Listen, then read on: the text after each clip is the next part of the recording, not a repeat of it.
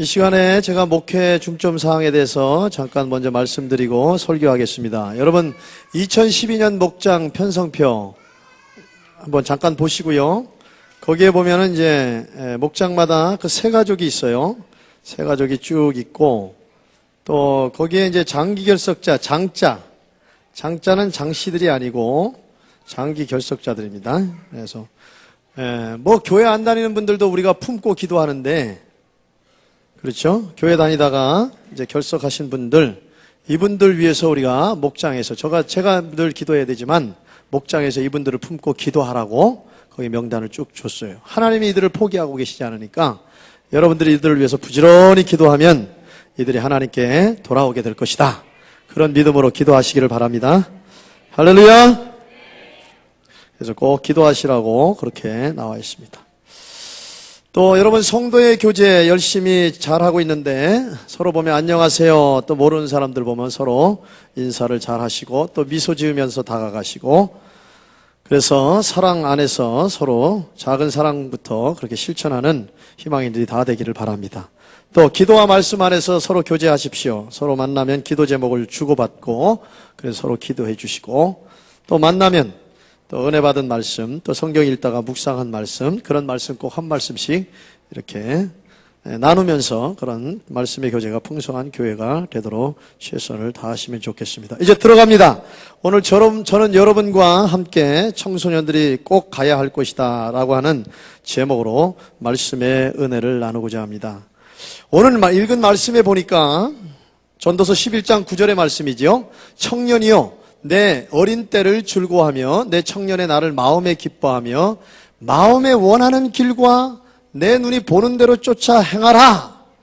그러나 하나님이 이 모든 일로 인하여 너를 심판하실 줄 알라. 그렇게 기록되어 있어요. 이 말씀에 보면 청년의 특징이 나타나 있는데, 아이들까지 포함해서 생각할 수 있는 특징이 있는데, 마음이 원하는 길로 가려고 한다는 거예요. 여러분 어린아이들 보세요. 젖대자마자 지 마음대로 가려고 그래.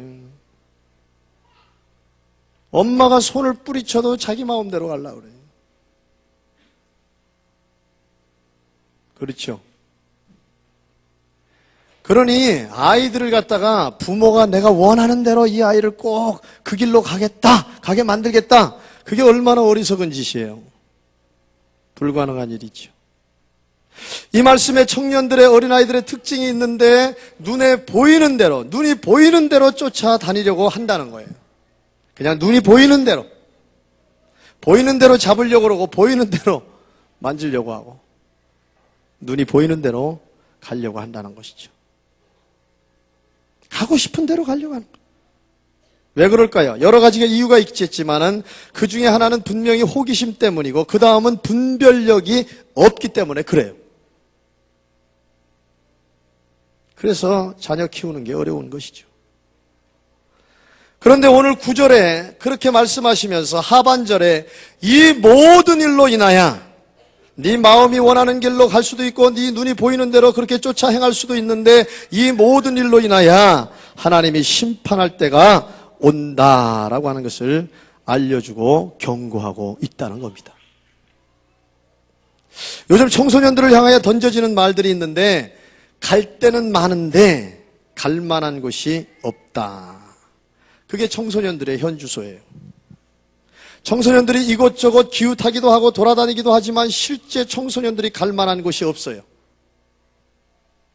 남녀 고등학생들을 대상으로 설문조사를 했는데 방과 후에 가장 즐겨 찾는 갈 만한 공간이 어디냐라고 물었더니 1번 그냥 집에서 논다. 그래도 이런 아이들은 다행이에요. 34%입니다.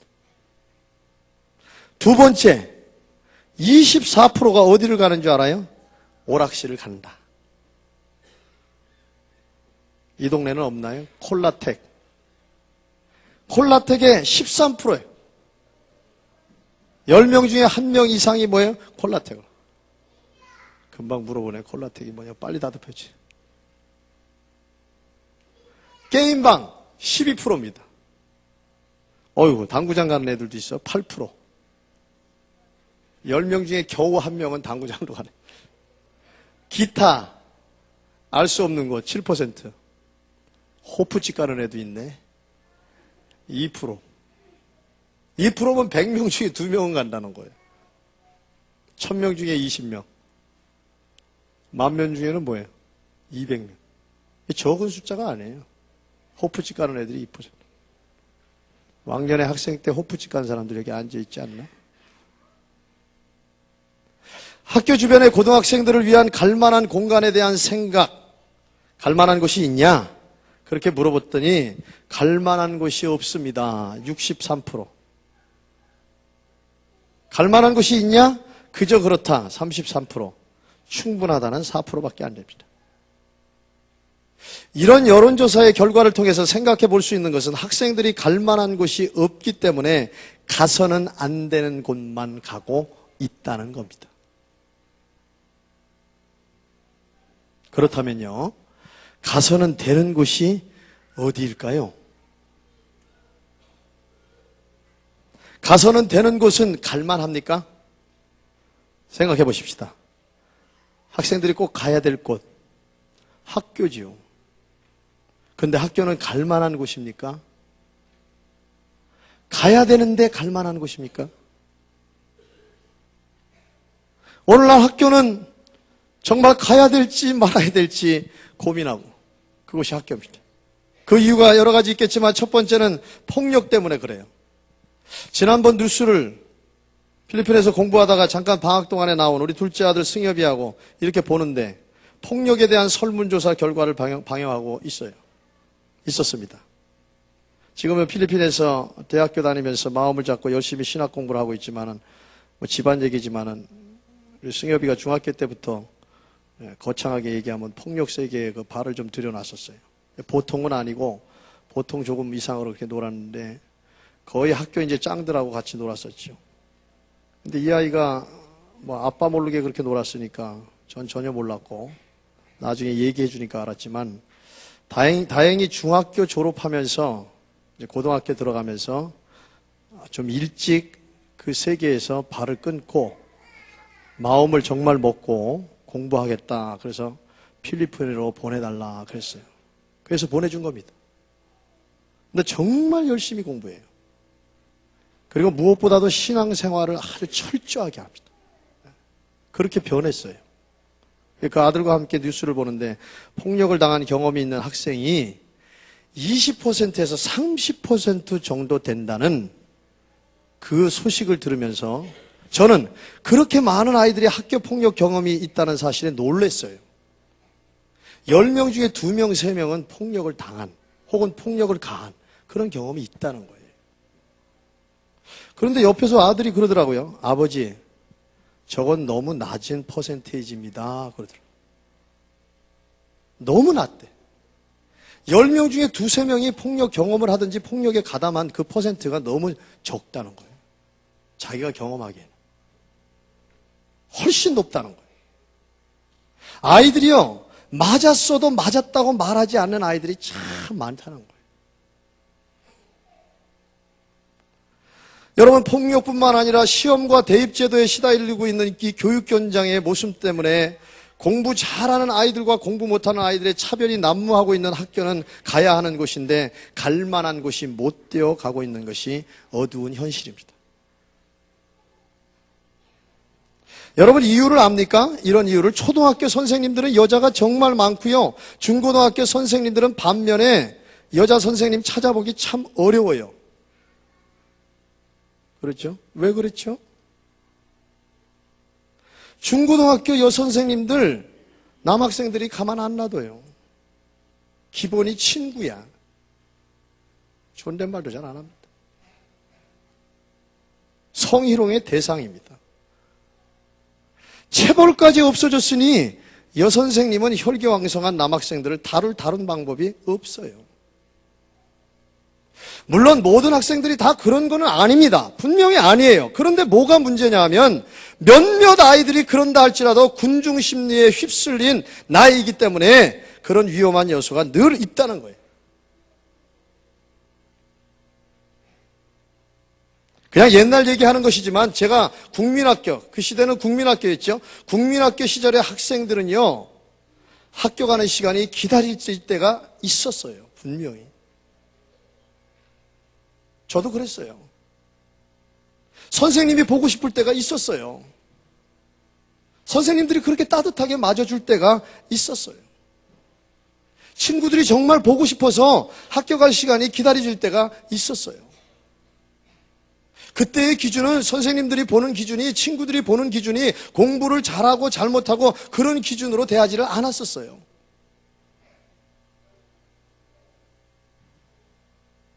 공부를 못하더라도 그 친구들하고 마음껏 어울릴 수 있었잖아요.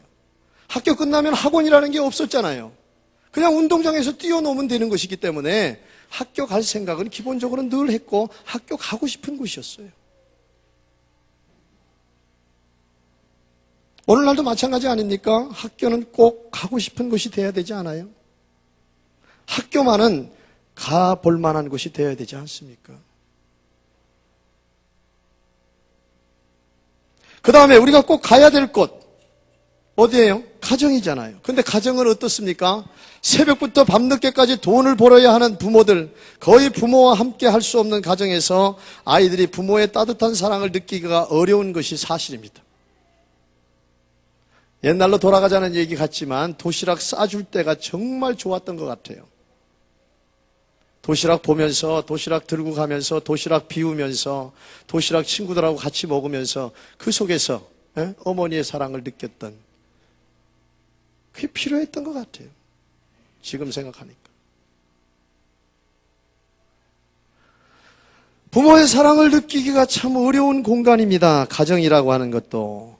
가정에서 들려오는 소리는 뭐지요? 지난 한 주간 동안 어떤 소리가 여러분 가정에서 들려왔습니까? 뻔하지요. 공부에 관한 소리였잖아요. 그렇죠? 저도 공부에 대한 소리는 절대로 안 하려고 날마다 결심하는 사람 중에 한 사람인데 쉽지 않다. 아니면요, 공부에 관한 소리가 아니면 아예 공부에 관한 이야기가 나올까봐 침묵하는 그 분위기.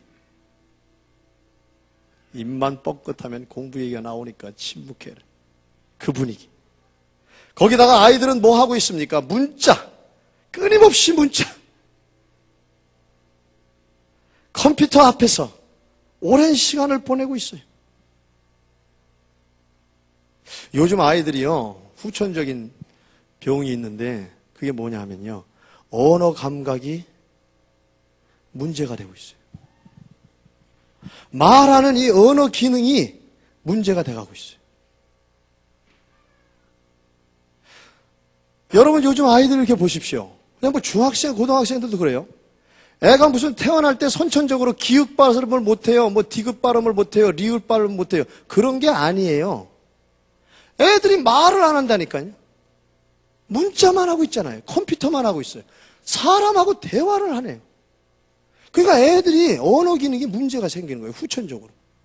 그래서 애들이 말하면 요즘 말 똑바로 하는 애들이 거의 없어요. 그런 것이면 은혜 마음을 슬렁하게 하고 아그런 내용을 쓰리라. 거의 이런 식이에요. 그게 무슨 선천적으로 발음이 잘못된 게 아니잖아요. 말을 안 한다. 어른들이 말을 붙여도 이러거든.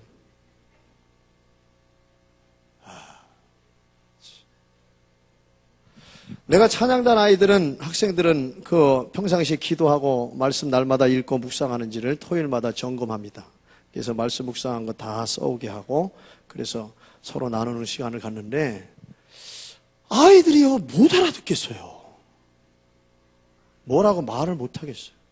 진짜 못 알아. 한 50%밖에 못 알아듣겠어요. 영어를 하는 건지 방언을 하는 건지 한국말을 하는 건지. 지난번에 히브리어를 이렇게 읽고 있는데 꼭 히브리어 하는 것 같더라고. 히브리 성경을 제가 한번 가끔 읽는데, 야, 이게 히브리 말하고 비슷하네. 얘네들 중얼거리는 게. 그게 분위기입니다. 그게 오늘날 가정의 분위기. 그런데 누군가 지금까지도 이렇게 이야기하고 주장하고 있지 않습니까? 참 옛날에 이런 말 많이 들었는데 무슨 얘기? 가정으로 돌아가는 시간이 가장 행복한 시간이다. 그랬죠? 가정으로 돌아가는 시간이 가장 행복한 시간이다. 가정은 꼭 가고 싶은 곳이 되어야 되는데 가야 할 곳이 되어야 되는데 물음표를 던지게 된다 그 말이에요. 여러분 학원은 어때요? 뭐 길게 얘기할 필요 없어요. 정말 상업적이잖아요. 애들을 돈의 수단으로 그렇게 보는 거 아닙니까?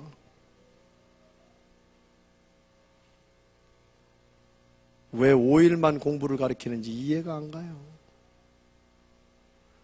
그래도 학교에서 애들을 붙들고 있어야지. 어디서 학생들을 붙들고 있어야 됩니까?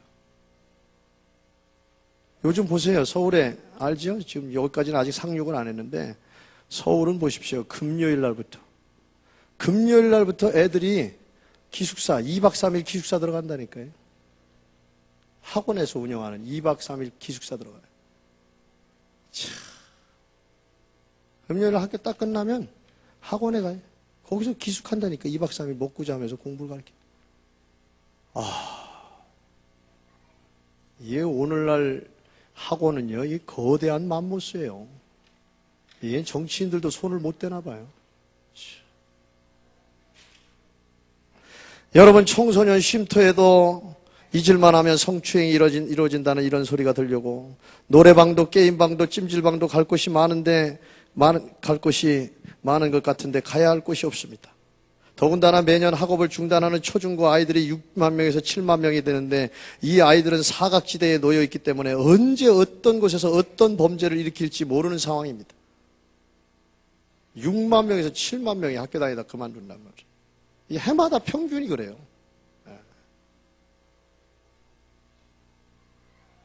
이번에 여학생을 때려서 죽여 매장을 한 학생들, 이런 아이들 속에 한 부류였지 않습니까? 청소년들이 이성교제를 해도 갈 만한 곳이 없어요. 건전한 장소가 없어요. 문화공간도 없어요. 굉장히 신경 쓰는 것 같지만 없어요. 공원도 갈 곳이 못 됩니다. 갈 곳은 없는데 그 어딘가로 끊임없이 가려고 하는 이 베르그송이라는 철학자가 말한 그 순수지속. 이 어린아이들에게 순수지속이 있다는 거잖아요. 오늘 성경에서 말씀하신 끊임없이 얻으려고 가려고 하는 그 순수지속의 속성을 가진 청소년들에게 오늘 하나님은 말씀하고 계십니다. 전도서 11장 10절에 그런즉 근심으로 내 마음에서 떠나게 하며 악으로 내 몸에서 물러가게 하라. 어릴 때와 청년의 때가 다 헛되니라. 세상 어디에도 갈 만한 곳이 없다는 말씀입니다. 근심만이 생긴다는 겁니다. 악이 몸에 달라붙게 된다는 것입니다. 하나님을 떠난 세상 어디에도 어린아이들이 청년들이 갈 만한 곳이 없다고 하나님께서 결론을 내려 주신 겁니다. 하나님은 그러기에 오늘 본문에서 분명하게 말씀하고 계시지요. 전도서 12장 1절에 너는 청년의 때 곧 곤고한 날이 이르기 전에 나는 아무 낙이 없다고 할 때 해가 가깝기 전에 너의 창조주를 기억하라. 하나님은 분명히 어린아이들을 향하여 청소년들을 향하여 말씀하고 있는 겁니다. 너의 창조주를 기억하라고 말씀하고 계십니다. 창조주를 기억하라고 하는 것은 무슨 뜻입니까? 하나님은 지금 이 순간에도 갈 곳 몰라 방황하는 어린아이들을, 청소년들을 내게로 오라고 부르고 계신다는 거예요. 정말 가야 할 곳은 오직 하나님에게로만 이라고 그렇게 말씀하고 계시는 겁니다. 하나님이 주장하고 계시는 거예요. 어렸을 때, 청년의 때가 이르기 전에 세상을 창조하신, 생명을 주신 하나님께로 와야 된다고 하나님이 주장하시는 거예요. 그러므로 이 시간에 모인 저와 여러분들, 어린아이들을 향한, 청소년들을 향한 하나님의 음성을 어른된 저와 여러분들이 들어야 돼요. 정말 들으셔야 됩니다. 하나님께로 나의 자녀를, 여러분의 자녀의 친구들을, 이웃의 자녀들을 하나님께로 부지런히 데려다 놓아야 한다는 하나님의 음성으로 들어야 됩니다. 태중에서부터, 어렸을 때부터 꼭 가야 할 곳인 오직 하나님 계신 성전에 아이를 데려다 놓아야 하는 사명이 모든 어른들에게 있다는 것을 깨달아야 됩니다. 하나님께 데려다 놓으면 하나님께서 사랑으로 키워주시고 말씀으로 키워주시고 거룩한 기운을 불어넣어 주셔서 몸도 마음도 정신도 건강하게 자라나게 해 주십니다. 하나님이 꿈을 넣어주시고 지혜를 주시고 하나님의 계획과 뜻을 이루시는 삶으로 인도해 주시는 것입니다. 오늘 이 믿음으로 자녀들과 어린아이들을 하나님 계신 성전에 부지런히 데려다 놓는 성도들 되시기를 주의 이름으로 축원합니다. 저는 이번에 설교를 준비하면서 아브라함이 이삭을 바치라고 하신 명령에 순종하는 아브라함의 모습에 대해서 다시 생각해 봤습니다. 여러분, 아브라함은요 100세의 첫 아들 이삭을 얻게 되죠. 하나님의 그야말로 기적적인 능력으로 아이를 갖게 되는데, 그런데 이 아이가 16살 정도 되었을 때 하나님께서 기적적으로 주신 아들 이삭을 바치라고 그래요. 물론 하나님은 인간을 제물로 받으시는 분이 아니지요. 그 당시에 암몬이 믿었던 신은, 암몬 족속이 만들었던 신은 몰록의 신인데, 몰록의 신은 어린 유아들을 제물로 바치라고 그러는 거예요. 자기네들이 신을 만들어 놓고 그 신에게 어린아이를 제물로 바치는 그 몰록의 신이 있었어요. 그러나 하나님은 인간을 제물로 제물을 받으시는 분이 아니지요. 하나님께서 시험하신 것이죠. 아브라함을 시험하신 것. 아브라함이 이삭을 하나님보다 더 귀하게 여기는 자인지 그것을 시험해 본 겁니다.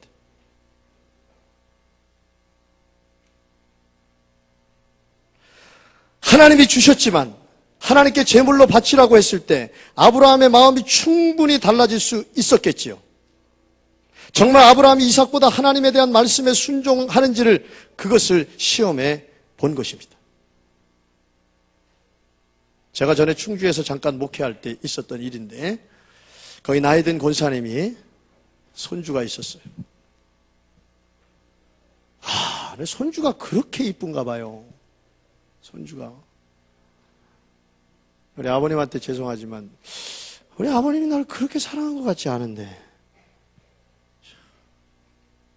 그냥 조카들이 뭐 매달리고 그냥 뭐 올라타고 막 그래도 그렇게 이쁜가 봐요. 모르시는 분들 많죠. 그렇게 이쁜지 모르죠. 그렇게 이쁜가 봐요. 근데요, 이 권사님이 그 손주가 정말 제가 봐도 이쁘긴 이쁘더라고. 근데 그렇게 이뻐갖고 아이하고 그냥 노는 거예요. 어쩔 줄 모르는 거예요. 눈을 떼지를 못하는 거예요. 그러다가 어떻게 됐는지 알아요? 수요 예배 시간에, 그렇게 열심히 나가던 수요 예배 시간에 잊어버린 거예요.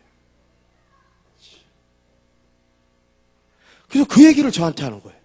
손주한테 내가 완전히 빠져갖고 수요 예배를 내가 잊어버렸다. 그러면서 뭐라고 그러시냐면, 내가 이 아이한테 빠지다가 나중에 주일 예배도 잊어버리고 지나가겠다. 그 다음에 이분이, 그 권사님이 본인의 입으로 한 얘기이기 때문에, 제가 충격적인 얘기이기 때문에 잊어버릴 수가 없어요. 내가 이 아이한테 정신이 없이 빠져 있어서 예배를 제끼고 이러면 하나님이 이 아이를 데려가시는가 아닌가, 그럼 섬찟한 마음이 들었다는 거예요. 여러분, 하나님이 주셨으니까 부지런히 손주라도 교회를 데리고 가야지. 집에서 그거 보다가 말이죠, 예배 시간도 잊어버리고 예배도 빼버리고, 그 끔찍한 생각이 드는 거죠.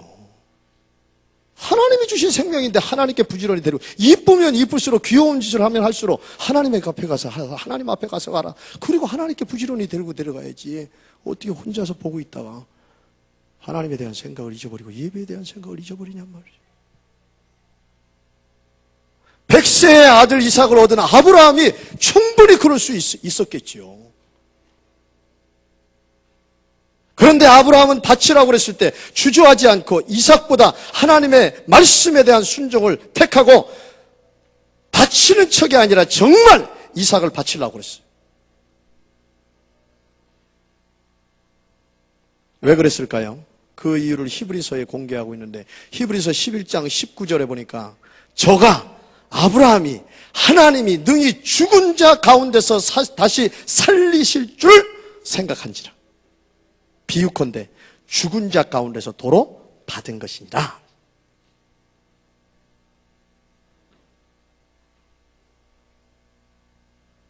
아브라함에게는요, 죽은 자도 살리시는 하나님에 대한 믿음이 있었다는 거예요. 그런데 이 믿음은 허황된 것이 아니라, 나도 봐요.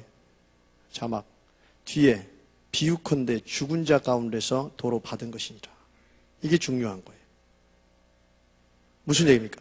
아브라함은요, 자신이 뭐예요? 죽을 자나 다를 바 없는 그런 나이, 100세였잖아요. 그 안에는 아이를 낳을 수 없는 폐경이 왔다, 그 말이에요. 그런데 그런 자신과 사라를 통해서 뭐예요? 이삭이 태어났기 때문에 이미 죽은 자나 다를 바 없는 사람을 통하여 이삭을 낳게 하신 하나님에 대한 믿음이 있었다, 그 말이에요. 그렇죠.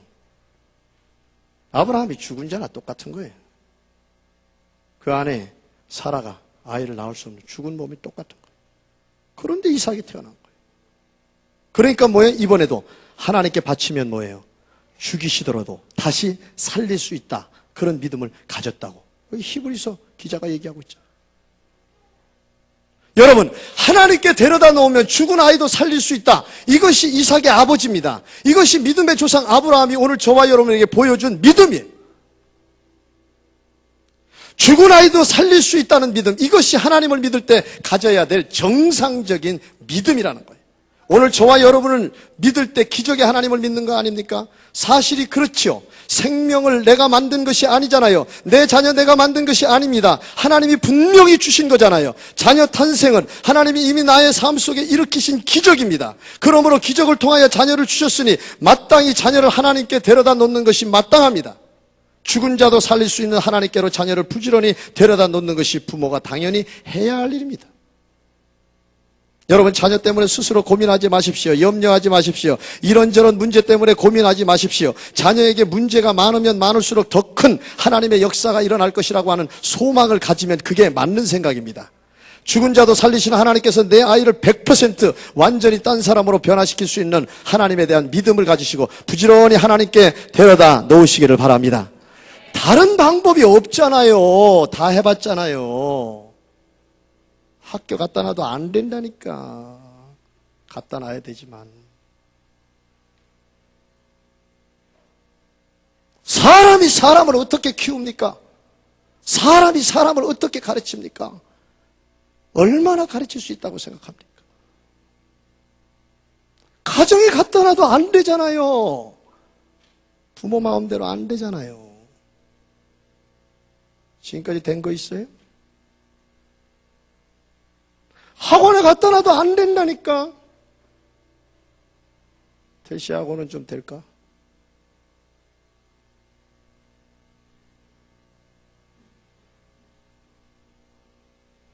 안 되는데 다른 데만 부지런히 갖다 놓으려고 그래. 저 아프리카에도 갖다 놓고 저 미국에도 갖다 놓고 방학 때 되면 그냥 다 돈 싸들고 말이야 다 내보내려고 그래. 그거 됐어요? 다른 방법으로 안 된단 말이에요. 안 돼요. 안 돼요. 다 인간적인 방법이기 때문에, 내 방법이기 때문에, 내 뜻이기 때문에 안 된단 말이에요. 하나님이 원하시는 방법이 아니란 말이에요. 매일 교회에 데려와야 돼요. 매일 교회에 데려와야 돼요. 한나만 젖대자마자 사무엘을 하나님께 데려다 놔야 되는 게 아니라 모든 생명이 하나님으로부터 왔기 때문에 매일마다 하나님께 데려다 놔야 돼요. 여호와의 영광이 가득한 성전에 데려다 놓아야 됩니다. 하나님이 자신의 이름을 두신 곳인 성전에 매일 데려다 놔야 돼요. 예배하는 집이고 기도하는 집이고 하나님이 거하시는 하나님의 집에 아이를 데려다 놓아야 됩니다. 아주 실천상이에요. 구체적인 실천상이에요. 이번 이거 순종하셔야 됩니다. 아주 간단한 방법인데 하루 30분만 성전에 아이를 좀 같이 데리고 오십시오. 그리고 함께 앉아서 너 요즘 무슨 걱정이냐? 너를 위해서 기도할게. 어떤 기도냐? 좀 물어보세요. 그리고 그냥 기도하세요. 너 좋아하는 찬송 뭐니? 그 찬송 같이 하세요.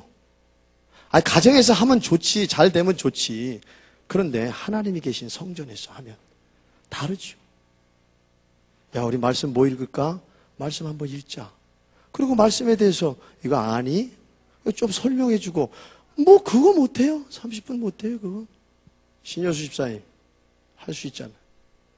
할 수 있다고 그랬어요. 여러분 죄송합니다. 불 좀 꺼보세요. 뒤에 불 다 꺼보세요. 불 다 빨리 확 꺼봐요. 오케이. 벽등만 켜봐요. 벽등. 벽등. 벽등. 벽등. 요 분위기라고. 요 분위기. 알겠어요? 아이들 데려놓고 데려와서 요 분위기 속에서, 요 분위기 속. 무슨 뜻인지 잘 몰라요? 무드가 있잖아요, 무드가. 요 분위기 속에서. 저기 불빛 밑에서 말이에요. 저기 불빛 밑에서. 거기서 애하고 도란도란 얘기하면서 기도도 해주고, 찬양도 해주고, 말씀도 들어요. 이게 아이들이 꿈꾸고 있는 거예요. 여러분 아시에요? 아이들이 정말 원하는 행복이라는 게 뭔 줄 그걸 모르세요, 아직도? 막 돈을 막 발라갖고 돈으로 막 선물 공세를 하면 아이들이 그걸 좋아하고 행복한다고 생각해요? 애들이 막 게임기 속에서, 컴퓨터 속에서 그게 정말 아이들이 재밌고 그걸 아이들이 기쁘고 그걸 행복하다고 생각하고 그렇게 하고 있는 것 같다고 생각해요? 아니라니까. 아빠하고 30분만 있기를 원해요. 아빠하고 30분만 있기를 원하는 거예요. 제 얘기하면 길어지지만 정말 분명히 어렸을 때 자라날 때 보면 엄마 아빠하고 같이 하루 30분이면 되는 거예요. 집안에서 TV 켜놓고 2시간이고 3시간이고 아무런 의미가 없다니까요. 애들하고 같이 할 수 있는 시간이 없어요. 그렇게 아이들이 대여섯 시간 여러분을 붙들고 있어 하고 싶으면서 그 속에서 행복을 느낀다고 생각합니까? 아니란 말이에요. 하나님과 함께, 부모님과 함께 30분이면 족한 거라고. 내일부터 실천해야 돼요. 일단 아멘부터 하세요. 아멘. 아빠가 못하면 엄마가 하란 말이에요. 뭘 그게 어려워요. 애들을 학원에다가 대여섯 시간을 맡겨놓고 밤 11시까지 돌아오게 만들면서 하루 30분 하나님이 성전에 계신 그곳에 얘가 하나님의 자녀입니다. 얘 세례 줬습니다. 어렸을 때부터 신앙으로 키우려고 하나님께 다짐하고 드렸습니다. 그 얘기를 하나님께 고백하고 그 아이에게 가르쳐 주란 말이에요. 넌 기도하면서 살아야 돼. 넌 말씀 보면서 살아야 돼. 넌 하나님을 찬양하면서 살아야 돼. 하나님이 너하고 함께 하시오. 그것만 얘기하면 부모가 할 일 다 한 거 아닙니까? 뭔 주말에 1박 2일 어디를 돌아다녀야 애가 내 부모라고 생각하고 행복해 할 거라고 생각합니까? 아니죠.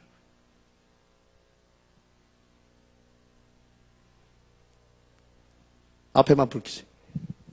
2번, 3번까지만. 여기 앞에. 됐어요.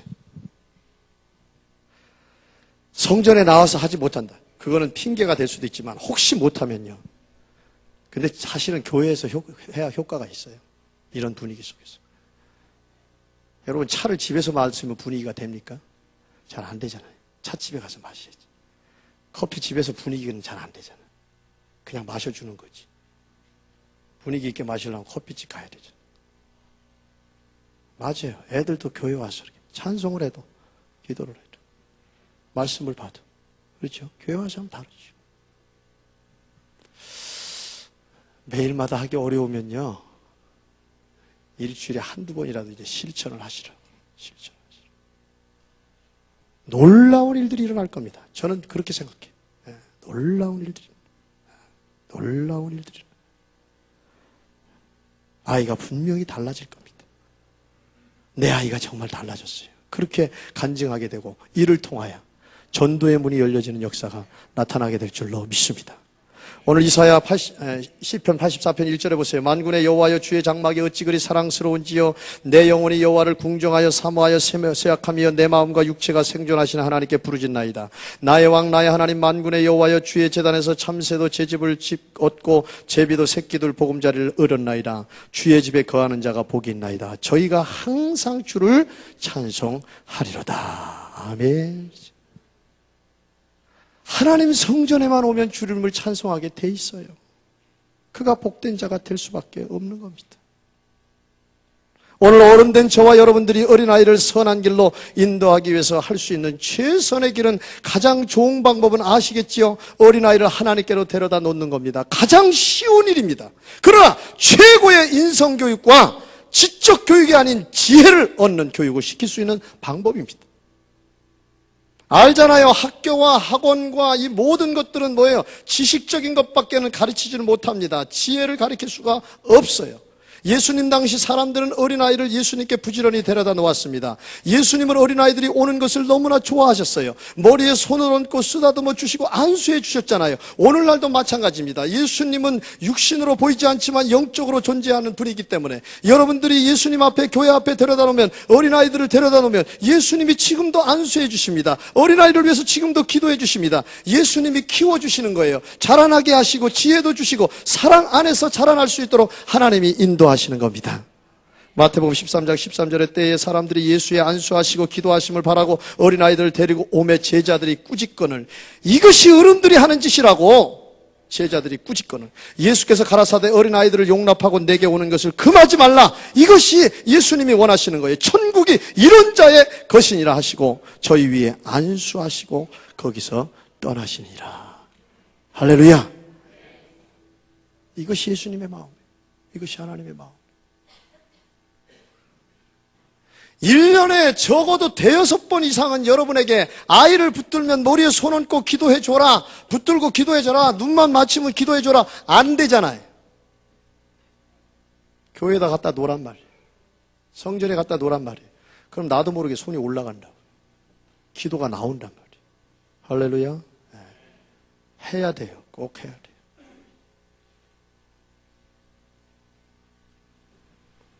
남자분들 직장에 아침에 일찍 가서 밤늦게 들어오는, 그렇게 핑계하면 안 돼요.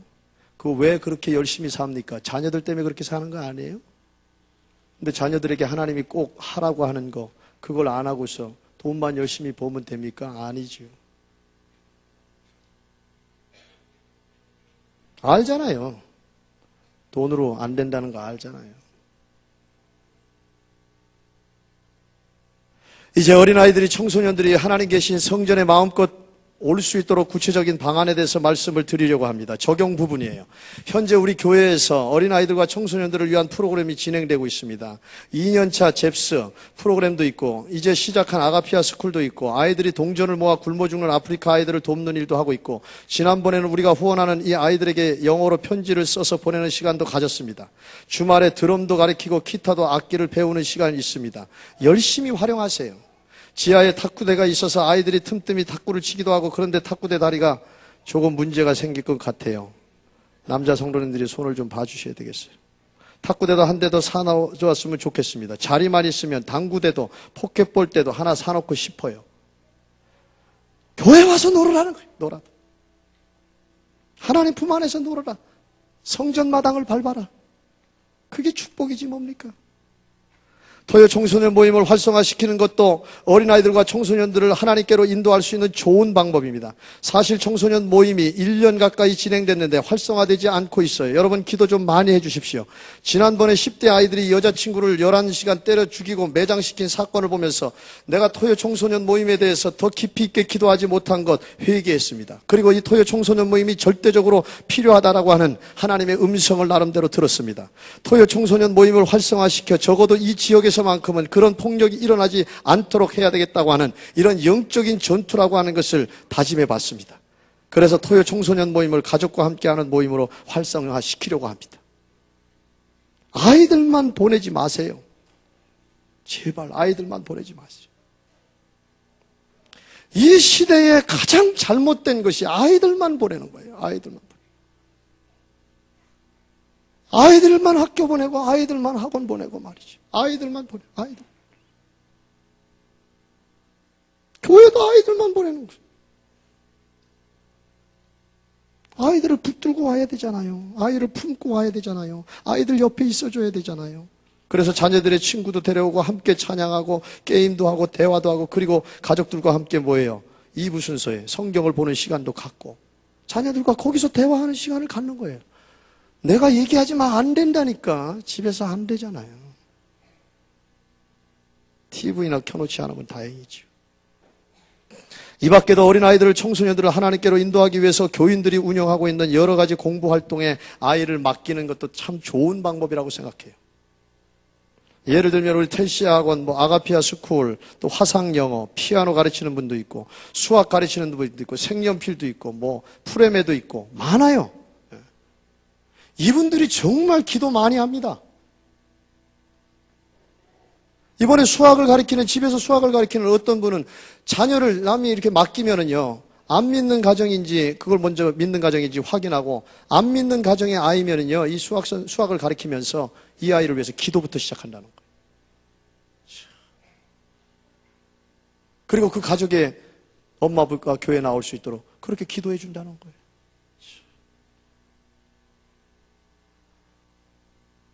기도하면서 그렇게 가르쳐. 이런 교인들이 운영하고 있는 교육기관이 다 교회에서 운영하는 것이라고 저는 생각하고 그들을 위해서 기도합니다. 그 교인들이 어린아이들, 청소년들을 대하고 있기 때문에 기도하면서 가르칠 것이고, 하나님께로 그 가족과 이웃을 인도할 목적을 마음에 품고 있기 때문에 교회에서 운영하는 교육기관이라고 그렇게 생각하고 기도하고 있어요. 그러므로 이런 교인들이 운영하는 교육기관을 이용함으로써 한 발 더 하나님께 나아갈 수 있는 기회를 만들어 주는 겁니다. 교회는 앞으로 어린아이들이, 청소년들이 하나님 계신 성전에서 마음껏 신앙 안에서 자라날 수 있도록 모든 준비를 해 나가야 됩니다. 정말 다음 세대를 위해서 준비하는 교회가 되어야 됩니다. 세상에서 가장 아름다운 일은 새 생명을 하나님께로 인도하는 일이 아니겠습니까? 거기에 분명 더없이 중요한 어린아이들이, 청소년들이 포함되어 있다는 사실을 잊지 말아야 될 것입니다. 요즘요, 교인들이 참 행복해 보여요. 너무나 행복해 보여요. 예전의 웃음과 달라요. 예전의 그런 소리하고 달라요. 왜 그런가 했더니, 모이면 전도에 대해서 기도하고, 모이면 전도에 대해서 이야기하고, 모이면 전도 방법에 대해서 이야기하고, 모이면 전도 대상자를 꼭 동행해서 나타나고, 놀러 가면 꼭 전도 대상자 데리고 가고, 지난주 수요 저녁 예배도 어떤 분이 어렸을 때 한두 번 교회 나간 분이 이제 어른이 되어서 아이를 낳고 아이들하고 같이 초신자를 교회에 데리고 왔어요. 그날 예수님을 영접하는 기도를 했어요. 전도한 분하고 그분하고 날마다 기도를 같이 하고 있어요. 정말 자연스러운 이야기인데, 새 생명을 하나님께로 인도하는 마음을 가지고 사는데 어찌 행복이 넘치지 않겠습니까? 다른 행복을 찾지 마세요. 영혼을 품는 행복. 영혼을 하나님께로 인도하는데 그 행복을 추구해야지. 여러분, 지난주에 전도할 인원을 써낸 것을 제가 보고 기도하다가, 내가 이렇게 열심히 전도하기로 결심한 교인들을 위해서 무엇을 해주어야 될까 생각하면서 기도하다가 전도상을 줘야 되겠다 마음이 들었어요. 사실 하나님이 주시는 전도의 상에 비하면 정말 아무것도 아니지만, 목사인 저도 전도하려고 애쓰는 성도들을 보면서 안타까운 마음이 있기 때문에 정말 사랑하는 마음으로 중심으로 선물을 주어야겠다고 하는 그런 결론을 내렸어요. 경쟁을 시키는 게 아닙니다. 사실은 제가 남은 목회 여생 정말 뼈저리게 느끼는 겁니다. 전도하는 목회에 올인해야 되겠다, 그런 마음이 들었어요. 그래서 100명을 전도해서 세례를 받게까지 하기 시작하면 100명 어렵지 않습니다. 전도해서 세례를 받게까지 한 분에게 현대, 소형차, 모닝을 한 대 선물로 내놓아야 되겠다, 그렇게 생각만 했어요. 이건 정말 중심입니다. 충심이 여러분을 향한. 전도를 100명 정도 하면요, 자동차 있어야 돼요. 그런데 그것은 너무 과하지 않나 싶기도 하고, 제가 생각하기엔 과하지 않는데 받으려고 하는 여러분들이 과할 거다 이런 생각을 하고 있을 것 같아요. 또 세속적이지 않냐 어쩌고 이런 얘기를 할까봐 솔직히 사주고 싶은데, 일단 제 마음만 받아주시고 나중에 한 번 더 생각해보고 결정하려고 그래요. 그래서 차선책으로 제가 사비를 들여서, 저 통장에 돈 진짜 없는 사람입니다. 오해하지 마세요. 제가 사비를 들여서 다른 전도상을 내놓았습니다. 내놓으려고 합니다. 결정했어요. 100명은 너무 많고 10명을 전도해서 그들이 세례를 받으면, 그래서 1년 정도 교회를 출석하면 십자가 모양의 금 한 돈을 선물로 줄 겁니다. 아멘 안 하셔도 되죠. 나중에 받으면 되니까. 물론 이사 온 기존 신자를 인도해도 상관없습니다. 10명을 전도하는 기간도 없어요. 1년 안에 하든 2년 안에 하든 10년 안에 하든 상관없어요. 10명만 채우면 제가 그만 돈을 내놓는 겁니다. 빠르면 다음 주에 십자가의 그만 돈 이렇게 해서 보여줄 겁니다. 샘플을. 사실 전도하다 보면 제가 그렇게 느껴요. 밥 사주고 저도 과거에 개척 시절에 해봤기 때문에 알아요. 밥 사줘야지요. 선물 사줘야지요. 자동차 있는 사람들은 자동차 기름값 들어가지요. 돈 많이 들어갑니다. 제가 이런저런 이유로 선물을 드리는 거니까 여러분을 향한 사랑의 마음으로 많이 받으시면 좋겠어요. 제가 생각하기엔 1년에 10명 정도 전도하는 분이 한 10분 이상 될 거다 생각해요. 그럼 내가 200만 원을, 그만 돈이 220만 원 좀 넘죠. 200만 원 이상을 내가 투자하는 겁니다. 여러분, 세상 사람들 보십시오. 그 먹고 살기 위해서 길을 쓰면서 거기에 얼마나 많은 돈을 그야말로 바릅니까? 10명 전도했는데 그만 돈 주는 게 뭐 그게 큰 선물입니까? 아니 진짜 자동차 한 대 주고 싶어요. 100명 전도하는 분들은. 말이 또 씨가 된다고.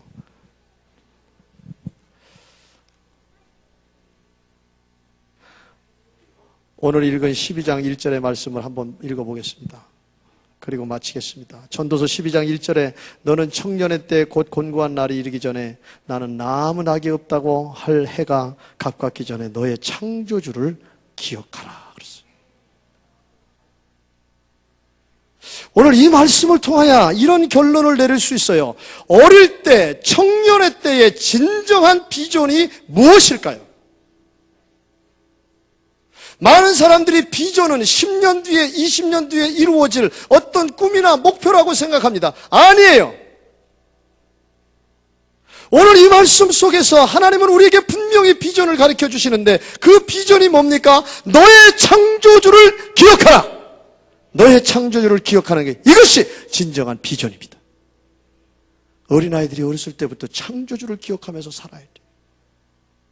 청년의 때가 오기 전에 하나님을 기억하면서 살아야 됩니다.